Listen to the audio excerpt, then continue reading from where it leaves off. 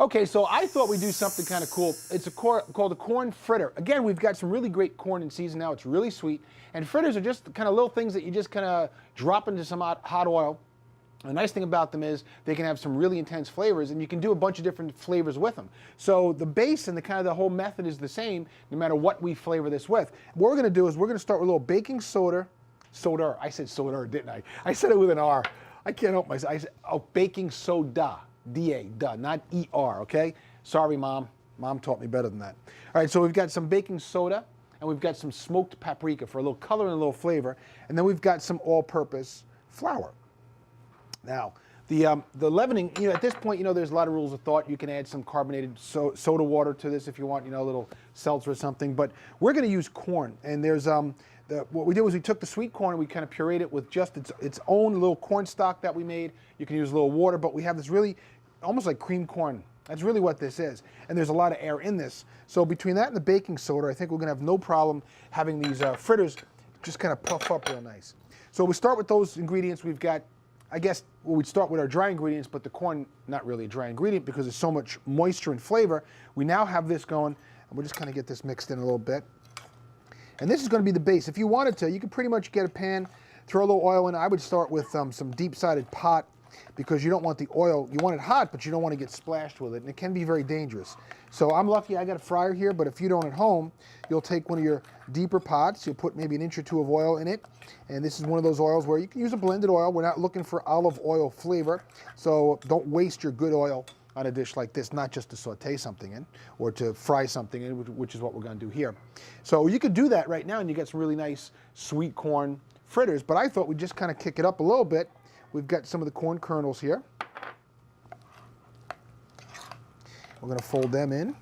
We've got, it's a little bit more. And again, the corn is just really at its peak season right now, so it's really awesome, nice and sweet. So we've got some corn going in here. We're going to add some diced red bell pepper, and if you want to add something a little hotter, something really spicy, some spicy red pepper, or you had a preference and you like that, that's great. I'm not really about spice. I don't really like hot foods a lot, but I have some diced fennel. I do like fennel. I love the flavor. It's like black licorice. So we're going to add in our diced fennel, and then I want to add in just a little bit. We've got just maybe like a 1-inch disc here of some goat cheese, some really good goat cheese. And the goat cheese is going to do a couple things. Besides adding, obviously, flavor, it's going to allow us to make a little bit more of a binder here.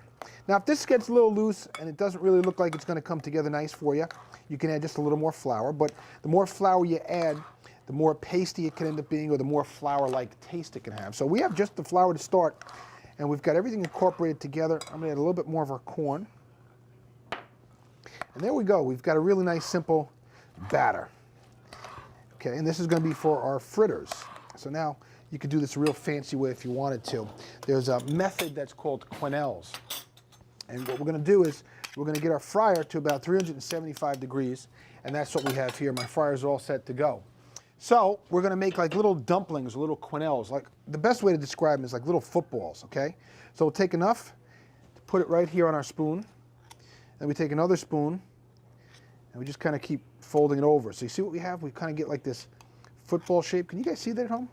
We get like this nice little football shape, right? We're just going to kind of round off the sides. And then what we do is we'll take this, and you could drop this into the basket. Oh, I almost lost my quenelle there. Let's do it again. We'll reform him. So we get it. There we go.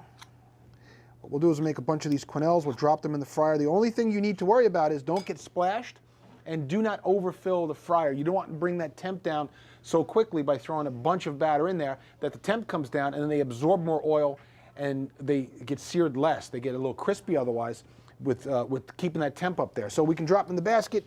I don't want them to stick to the basket, so we'll just put this off to the side. I'm going to drop a couple of these really simple sweet corn and goat cheese fritters now. And I'm just letting them drain here on a paper towel so they get nice and golden brown. There we go. We got a whole bunch of them.